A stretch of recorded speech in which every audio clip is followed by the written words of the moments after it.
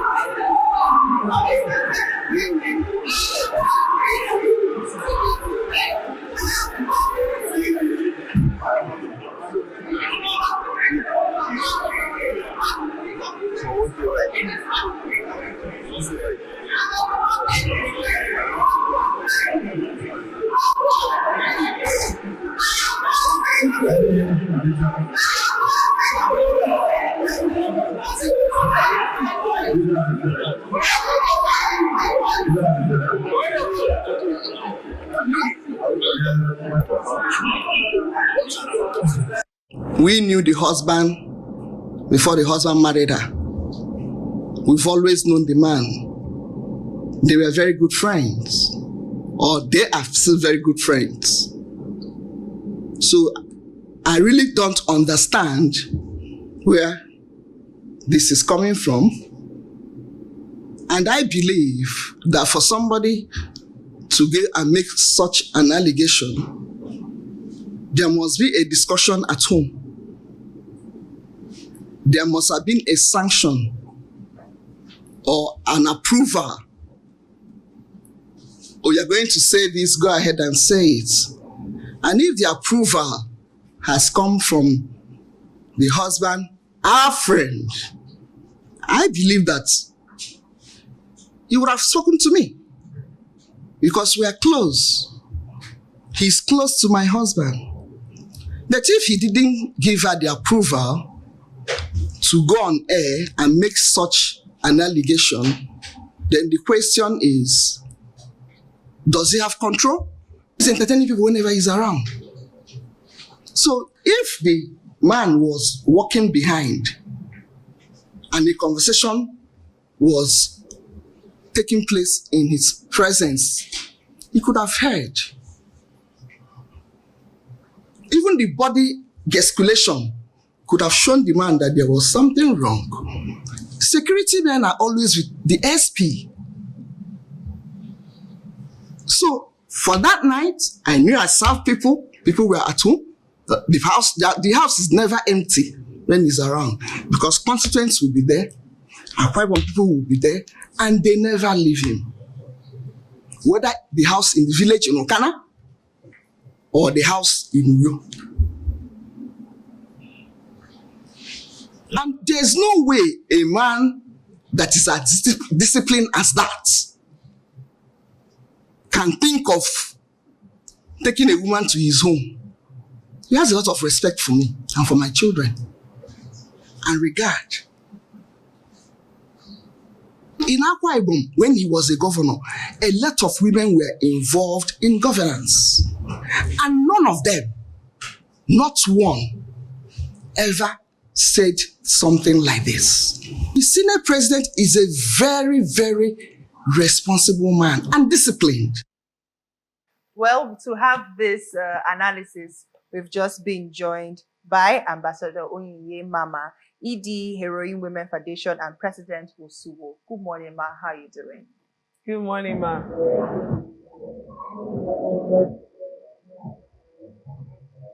Onyinye Mamah, are you with us? I'm not hearing Favor. Should I come in? Yes. We can hear you, Ma. Can you hear us? Yes, I'm hearing now, but I'm not hearing Favor. Okay, good morning. Good morning. How are you? We're fine, thank you. I mean, what's your initial reaction to this whole saga? When you heard about this a couple of days ago, how has it made you feel so far?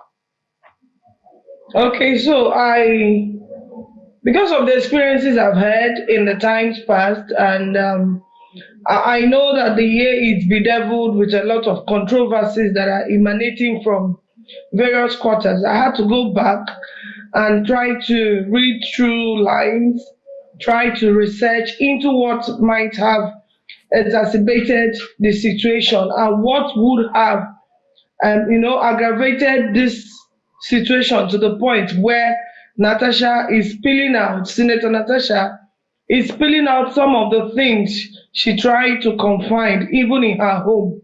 Because I followed line by line what has transpired from the day she had an outburst in the Red Chamber till the day she had interview with Arise TV. I knew something propelled all that she was hiding. So, down the history line, she had moved a motion for the Ajokuta Steel Company. And she moved it the first time, the second time, the third time, the fifth time. On the sixth time, everything in her, and even some of the little hell in her she was trying to contain, was let loose. And that would naturally spill out, anger from any person. Being that the motion she's pulling out and she's trying to move in the Red Chamber is one that deserves attention and honor. It's also one I've also heard the Minister of Steel, Mines and all of that mention. I've also heard the president talk about it when he came to Enugu. So for Senator NATASHA AKPOTI to be talking about that same thing, the first time, second time, third time, fourth time, fifth time, sixth time, every normal reasoning person in that house would have spilled out a lot of grievances and annoyance. I recall that while she was telling us the story of how the supposed about to be molested event happened, she said she could not even divulge the secret to her husband because she knew the relationship of the family. She knew how much they had come as friends. Beyond acquaintances, they had built a family relationship. So even when the husband smelled a body language kind of thing, he kept asking, "What's the problem? Darling, you can talk to me," and all of that. She couldn't spill it out because she wanted to still keep it at the family bay. But on a second turn, as narrated by her, a situation still brought itself where the senator told her that if she wanted things to move, she knows how to do her things. Now, until we hear from the senator himself, I will not label him devil, and I will not label him red. but I know that something gives room to anger. Something aggrieves and, abates the level of someone's reaction. Senator Natasha may be right, she may be wrong. But whatever kept that motion until the sixth time was enough to spill out the little demons that came out in the red chamber. I cited the wife of the former governor and now the president of the Senate speaking for the husband. I tell you, this is not about trying to salvage the peace of your home. This is not about trying to cover your husband. Your husband has been accused and he needs to make some things clear to the public. In a situation he wants to relegate it to being women's thing. Probably that's why the wife is talking for him. He still doesn't tell Nigerians his own side of the story. We need to hear his own side of the story and believe that okay, it's not culpable of what he's been accused of, or he has a slight inkling to what he's been accused of. So long as the wife is still talking for him, Nigerians do not know his own side of the story. Now, what Senator Natasha is saying may be a mere fabrication, or it may be the truth. I'm not about to criticize Akpabio immediately, but Akpabio, with his rank and file in the Senate House, he needs to make some things clear to Nigeria. If he's not going to do it himself, maybe through his press people or through his PA, he needs to tell Nigerians that what he is being accused of didn't happen. But this is a common story. This story is very common. A whole lot of women in the red chamber, in the state houses of assembly, and in the green chambers have very similar stories that they bottled up and they can't even share, even as small as local governments in the states, even as small as workplaces, even as small as offices, banks. A whole lot of times, females get threatened and welcomed with such appeal. So we will not say Senator Natasha, but government female officials tell me similar stories. And at this point, I'm like, is this going to continue? You see people who worked in the bank, they tell you similar story of maybe between their boss or between a senior staff. You see people who work in companies, they tell you similar stories. You see sales girls, they tell you similar stories. You see even women in this high dimension. You could imagine a senator telling the same story, and she is grieved. She is grieved. So even as I'm not judging the senator at the moment, we would want to hear from the senator his own standpoint on what he's been accused of. He may probably do that through a press briefing or narrate his own part of the story. But then, my simple question is, why was this lady's motion not allowed until the sixth attempt? And even at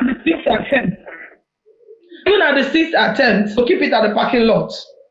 So any person would have spilled the little demons that came out in the house. I think I need more women to start speaking out. Okay. More women need to speak out and stand for themselves. Yeah. Okay, Ambassador Ma. In the light of all of these things, when I saw the interview that was granted and read through, my first expectation will be that an immediate investigation is launched into this very fast. However, what we're seeing is that the Senate has referred Senator Natasha to its ethics committee, instead of what I thought would be an immediate investigation that should be publicly broadcasted with the speed of light. That makes me a bit, because this has come to the public already. So I don't know how you feel about that. Please let me know how you feel. Do you think this is a step in the right direction? Okay, so Divine, I think even with the rank and the position of the Senate president, I do not think one person should be subjugated to that work ethics committee. I think they need to form a panel where even with Oga's position, Oga should tell his own side of the story, and Senator Natasha should tell her own side of the story. If she is found culpable of what she's been accused of, she can be disciplined. Every organization, every institution, every circle has its own governing council and has its own governing laws. So if she breaches the law, and doesn't do what is expected of her, she could face a suspension or be expelled. But in a situation, she has voiced out what she's going through, and nobody has made clarity on what she's going through, and she's being sent to the work ethics. Oh, okay. All right, there's a portion of the work ethics that works too, where she wasn't supposed to start, causing disarray. She went disorderly in the house. I understand that part of it. But a stronger panel should come up and find out if what she's going through is really true. Okay. So that it doesn't look like dehumanization. It doesn't look like relegation. It doesn't look like those women kind of things that they used to cover us again. Beyond facing the work ethics, I understand why she's facing the work ethics. She shouldn't have bursted out. She shouldn't have shown such level of outburst in the public. But then, I think this case needs to be thoroughly looked into and the right decisions taken. As much as she's going to face the work ethics committee, what she's going through should not be buried on the ground if what she's going through is true. Because we've just heard from her, we've not heard from the accused. So the accused needs to tell us his own side of the story, if not through a press briefing, through his PA or through a publication. Because Nigerians will be rooting for that. I've listened to his wife talk, and I think the wife have made some things clear, which Natasha also stated categorically, except that she said they don't have a house in Ekaette Unoma, but Natasha mentioned that they went to their house in Ekaette Unoma. Aside from that, I do not think she should answer for the man who is being accused, because she wasn't the accused, even though she's the wife to the accused. Okay, now that you've mentioned, you talked about how she bursted out and how that is not very okay. It leads me to this question, which is pretty much a question every other person online has been asking concerning the way she treated the matter, her outburst so far, and the fact that she even went on Arise TV to talk about it plainly. While there are people saying that this is the way it should be, people should start speaking out, because actually there's no way we would have known that this was going on. If it's true, there's no way we would have known that this kind of thing is happening there. So there were people saying that this should be made public. More women should even come out, and let's see if we can curb this menace. And then there are other people saying, no, for someone in that position, there's a way you're supposed to go about it. You're not supposed to burst out. I mean, while we were talking about the ethics committee and all of that, if she was really, really offended, if these accusations are valid, would we not say that her reactions are valid too? I mean, what do you think concerning her reaction? How would you say she handled it properly or not? How would you analyze it? Okay. So nothing done impulsively always looks palatable, right? Nothing that comes out to the public out of impulse or out of, over accumulated anger always looks clean. So I condemn the fact that she couldn't follow the protocol. There was a protocol. But then nobody knows how much she has tried to make sure that her voice is a voice in the red chamber. Do you recall that in one of her stories, she mentioned that the husband flew to London to talk to the Senate president about letting that motion fly? But even his effort could not yield water. So he returned to the country and she continued from where she stopped. So I outrightly condemn public outbursts, because anything done out of impulse will sure bring about a bad picture, will sure bring about a dent. No, maybe she would have written a letter to the panel of mediation or justice in the red chamber if they have something like that. But again, who form the members of the mediation team in the red chamber? Are there people that believe in women? Are there people that will truthfully say this is what has transpired and we need to put a peg to it? So at the first instance, any person would have dealt on the same volume, even when it is wrong. The first motion, second motion, until the sixth, and still in disregard. And when she outrightly wanted to say what was in her mind, she was ordered to leave the Senate House. And so at that moment, she could not put up the Bible and the scripture together to make sure she doesn't go out of context. So I outrightly, anything done out of impulse will always be regretted. But then the anger has filled to the brim. And that's the point where most of us do not have that emotional intelligence to know where, how, and what to say. But I tell you that with all the effort she has put in, probably 95 of us would have done the same thing. 95% of us would have done the same thing. And you know, they are not brothers, they are not sisters. As much as they are family acquaintances or even beyond acquaintances, they share a working relationship where he would have given her the platform to voice her emotions. But okay, so now it's not even her emotions, it's the Nigerian cost. So I would wonder why no the level of family relationship we have didn't let you give me my voice on day one, day two, day three, day four, day five, and then on the sixth attempt, I'm also being scuffled not to speak out. So it's a two-way thing. As much as we want things to be done emotionally with emotional intelligence, we also want people who are being limited, who are being mitigated against, whose voice are being shriveled, to speak out. It's a civic space. We're in democracy. So when you speak out, make sure you speak through the right channel. I don't know other things that might have transpired that we didn't see, but for the one we saw, I only condemn that public outburst. But then, still condemning it, the people who would have done justice to this event, who are they? Right. Do you believe that they would have done it and achieved the result if it didn't come out to the public like this?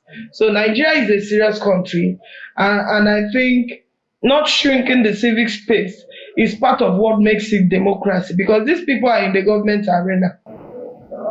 Okay. I'm really, really concerned that in this time and age, we are still in this kind of conversation. We are clamoring for women inclusion when it comes to politics. We are still trying to beg husbands to let their women who are interested in political spaces to give them the opportunity to go into this space. And when seeing this play out the way it's playing out now, don't you think, is it going to affect how women are being, like people that are married women, is it not going to affect the way their husbands, at least men that are interested or willing to let their wife go into political spaces, seeing these things play out this way, is it not going to affect the way they are going to let their women go into this space? Is it not going to affect the inclusion that we are seeking for women? Okay, so too many factors have always affected women's political participation, especially in Nigeria. So culture is a thing, and inside that culture, you find values that govern us, you find the norms that have restricted us. Religion is there, political will is there, incumbence is there, government choice is there. Not having the money is there. So too many things have always found the flame of women being relegated to the background so long as it concerns politics. For example, in that red chamber, there are about 100 and something. We have just 7 women there or more. In the green chamber, we have 306 of them. We have just 13 women. So women have been thoroughly relegated to the background. And if there's any husband who is skeptical of letting the wife participate in politics because of issues like this, he may be right, but he may not be so right, because if you know the strength and the capacity that your so-called wife carry, then you will let her swim the tides with all of the sharks and see how much she can swim and, survive it. All right. I think my final question would be, there are a lot of people who are clamoring for the Senate president to step down now that investigations are going underway. A lot of people are saying that he should step down even before he comes to address anybody, before we find out what is happening, because you cannot be the Senate president and have this kind of level of accusations against you. What is your take on it? Do you think that the Senate president should step down in this time? So I previously mentioned that a panel needs to be set up. That panel will be an investigative panel, right? So nobody should be crucified when you've not heard from them. And nobody should be sentenced outrightly when you don't know where the stories are coming from. But as much as we know that Natasha's story is very relative and common to women in various frontiers, we would like an investigative panel to go into that. Although I must tell you that there are no scripted evidences, because of course, I don't recall Natasha saying that she captured the event or she recorded his voice or all of this that she told somebody else. So, I mean, there are no scripted or documented evidences. But again, the panel should look into why her voice has been shriveled for the 60th attempt and see if there's a special reason and see if there's a similar case in the red chamber. If there is a similar case, then we can outrightly say that the Senate president wasn't moved with what he wants to move. But if there is no similar case and it didn't happen to another woman, then we should find out the undertone behind her voice being shrinked by time. All right. I think we're just going to end it at that. Thank you very, very much, Ambassador Ma. This is Ambassador Onyinye Mamah, ED, Heroine Women Foundation, and President of WOSUWO, Women Supporting Women. Thank you so much, Ma, for joining us. Thank you. Thank you.